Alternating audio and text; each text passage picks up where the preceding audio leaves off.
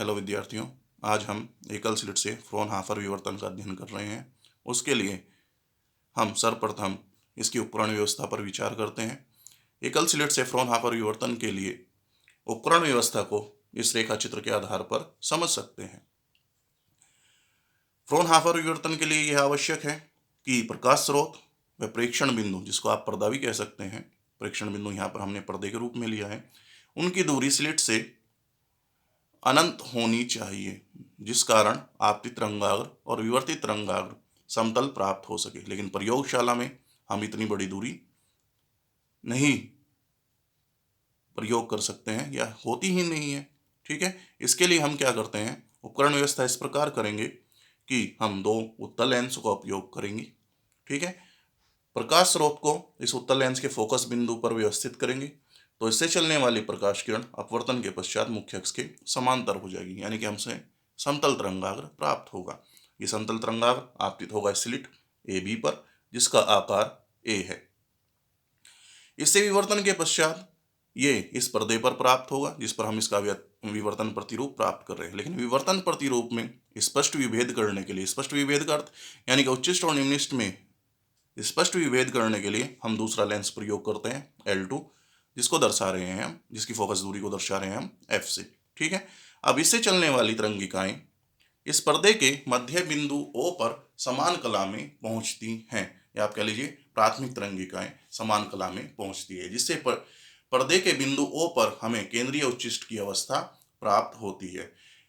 इस केंद्रीय उच्चिष्ट के दोनों ओर हमें एकांतर क्रम से निम्निष्ट व उच्चिष्ट प्राप्त होते हैं।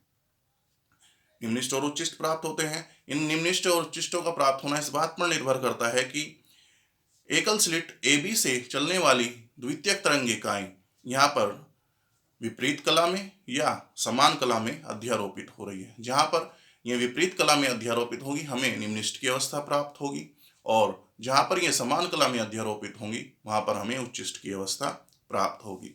तो इसके अध्ययन के लिए हम क्या करते हैं, एक पर्दे पर एक बिंदु P चुन लेते हैं, जिसकी O से दूरी y है। अब यहाँ पर निम्निष्ट भी प्राप्त हो सकता है और उच्चिष्ट भी। यह निर्भर करेगा कि स्लिट AB से चलने वाली द्वितीयक तरंगिकाएं यहाँ पर किस तरह अध्यारोपित हो रही हैं। इनका अध्यारोपण समपोषी है या विनाशी है। ठीक है, अब आगे जो विवर्तन प्रतिरूप हमें प्राप्त होता है, अगर आप उसका अध्ययन करें, ये ग्राफ है उसके लिए, ये आप याद भी रखेंगे। ठीक है, तो केंद्रीय उच्चिष्ट की तीव्रता हमें सबसे अधिक प्राप्त होती है, और हम देखते हैं उसके बाद एकांतर क्रम में पहले निम्निष्ट प्राप्त होगा, उसके बाद फिर उच्चिष्ट, फिर निम्निष्ट, फिर उच्चिष्ट, दोनों ओर। ठीक है, और साथ ही साथ हर उच्चिष्ट की तीव्रता पहले उच्चिष्ट से कम होती है। ठीक है, इसे हम इस सूत्र के द्वारा दर्शा सकते हैं, I बराबर I0 साइन थीटा बटे थीटा का स्क्वायर। ठीक है, तो अब चलिए कि ये उच्चिष्ट या निम्निष्ट किस प्रकार बनेंगे, इनका अध्ययन प्रारंभ करते हैं। तो एकल स्लिट के किन्हीं दो सिरों, क्योंकि दो सिरे हैं, एक A और AB के मध्य जो पथांतर होगा उसको हम दर्शाएंगे किससे, BP माइनस AP, ये बराबर होगा BM के, और BM बराबर किसके, A साइन थीटा BM। ये हम क्या करते हैं, A से लंब डालते हैं इस पर। ठीक है, अब निम्निष्टों के लिए हम जानते हैं निम्निष्ट कब प्राप्त होगा, जब दोनों तरंगे विपरीत कला में अध्यारोपित हों। ठीक है, यानी कि इन द्वितीयक तरंगिकाओं के मध्य जो पथांतर है वो λ/2 होना चाहिए। अगर पथांतर λ/2 होता है तो यह विपरीत कला में अध्यारोपित होती है। ठीक है, तो ये किस तरह से, ये कौन सी द्वितीयक तरंगिकाएं होंगी जिनके मध्य पथांतर λ/2 होगा। इसके लिए आप ये मान के चलिए कि A और B जो स्लिट की मध्य की दूरी है, जिसको हम दर्शा रहे हैं स्मॉल a से, इसके मध्य आप अनेक बिंदु ले सकते हैं। जैसे कि मान लीजिए ये बिंदु A है और स्लिट का दूसरा भाग B है।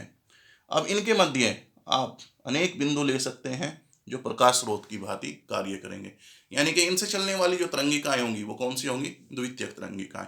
दूसरा, आप जानते हैं कि किसी भी स्लिट से या कह लीजिए अवरोधक या द्वारक से प्रकाश का विवर्तन तभी संभव है जब उसका आकार आपतित प्रकाश की तरंगदैर्ध्य की कोटि का हो।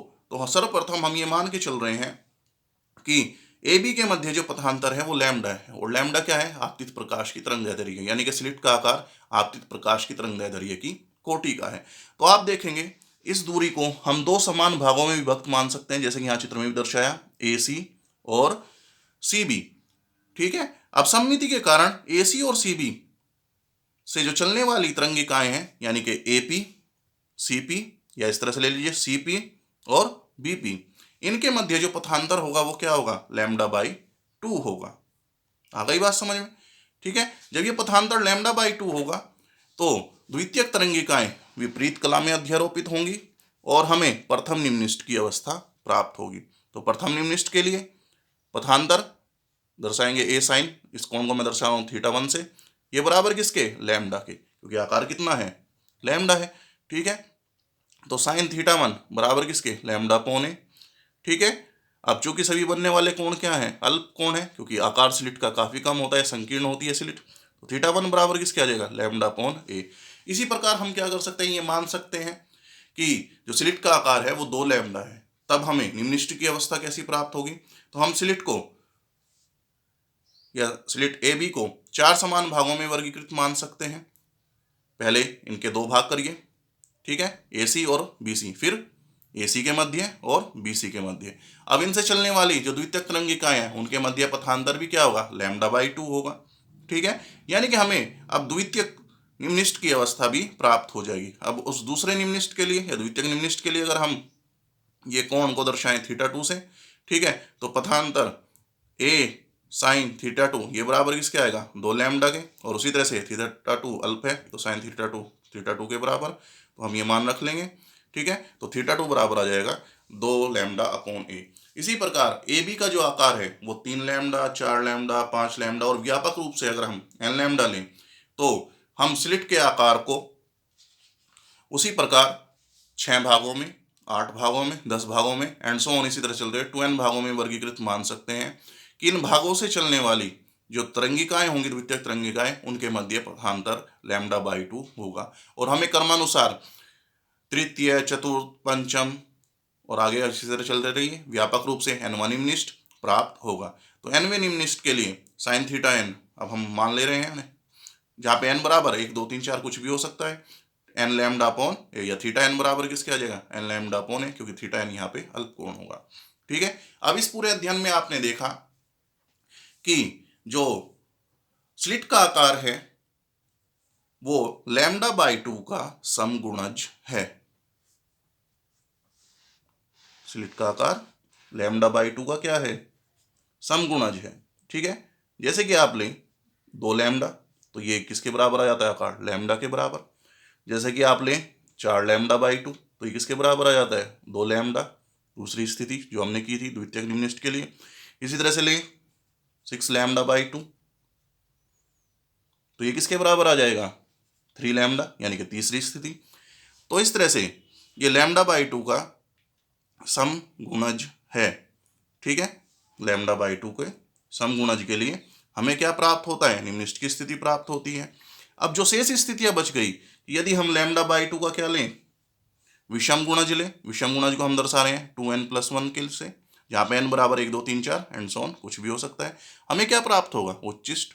ठीक है, अतः व्यापक रूप से हम सूत्र ले रहे हैं, व्यापक उच्चिष्ट यानी कि nवें उच्चिष्ट के लिए θn ये किसके बराबर आ जाएगा, 2n+1 λ/2a के। सूत्र आपका यही है कि bn बराबर किसके होगा, ठीक है, जहाँ पे n बराबर किसके हैं, 1, 2, 3, 4 एंड सो ऑन, आप कुछ भी ले सकते हैं।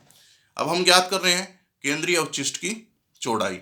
अब हम जानते हैं कि जब एकल स्लिट से हम विवर्तन का अध्ययन करते हैं तो मध्य भाग में हमें केंद्रीय उच्चिष्ट प्राप्त होता है। इसके एकांतर क्रम में यहाँ पे आपको निम्निष्ठ आएगा, फिर आपका उच्चिष्ट आ जाएगा, फिर निम्निष्ठ, यही प्रक्रिया, और उच्चिष्ट की तीव्रता घटती चली जाएगी। अब हमने जो अध्ययन किया वो इसके मध्य बिंदु से एक सिरे और निम्निष्ठ तक हमने अध्ययन किया है। हमें ज्ञात करना है इसकी पूरी दूरी। तो कोणीय दूरी कुछ इस तरह से हो जाएगी, थीटा और ये भी थीटा, क्योंकि कोण हमने थीटा माना था, तो 2 थीटा के बराबर। और अगर इसकी हम दूरी की बात करें, रेखीय दूरी, तो ये इसके व्यास के बराबर हो जाएगी। ठीक है, यानी कि अगर मैं इस बिंदु को P' से दर्शाऊं तो PO P' के बराबर होगी। हम दोनों ही अवस्थाओं में ज्ञात करेंगे। सबसे पहले हम ज्ञात कर रहे हैं केंद्रीय एक और दूरी, केंद्रीय उच्चिष्ट के मध्य बिंदु से एक और प्रथम निम्निष्ठ के लिए। अब ये कोण ले रहे हैं हम, ठीक है, त्रिभुज है, ये एकल स्लिट का मध्य बिंदु आप C मान सकते हैं, COP। इससे यहाँ पे थीटा के लिए त्रिकोणमितीय अनुपात जो लगेगा वो tan थीटा होगा, और tan थीटा बराबर किसके, वाई अपॉन डी। चूंकि बनने वाले सभी कोण अल्प कोण है तो यहाँ पे थीटा भी अल्प कोण होगा, यानी कि tan थीटा बराबर किसके होगा, थीटा के। तो थीटा बराबर आ गया वाई डी। अब ये आ गया मध्य भाग से एक और की दूरी। पूरी कोणीय चौड़ाई, केंद्रीय उच्चिष्ट की कोणीय चौड़ाई, ये किसके बराबर होगी, ये पूरा कोण यानी कि 2 थीटा बराबर किसके, 2y अपॉन डी। पुनः प्रथम निम्निष्ट के लिए यह अवस्था हम पहले ही पढ़ चुके हैं, क्योंकि पहले केंद्रीय उच्चिष्ट बनेगा, इसके बाद निम्निष्ट बनेगा, फिर उच्चिष्ट, फिर निम्निष्ट, ये क्रम हमें प्राप्त होता है। तो केंद्रीय उच्चिष्ट का प्रसार कहाँ तक होगा, जहाँ से आपका प्रथम निम्निष्ट शुरू होगा। तो प्रथम निम्निष्ट के लिए साइन थीटा बराबर किसके आता है, लैम्डा अपॉन ए के, क्योंकि थीटा अल्प कोण है तो साइन थीटा बराबर थीटा के, ये लैम्डा अपॉन ए। ये हम दोनों मान हम एक दूसरे के तुल्य रख सकते हैं, या थीटा का मान उठा के आप इस समीकरण में रख दीजिए। तो मैं समीकरण में रख रहा हूँ केंद्रीय उच्चिष्ट की कोणीय चौड़ाई के लिए जो समीकरण है 2 थीटा बराबर 2y अपॉन डी।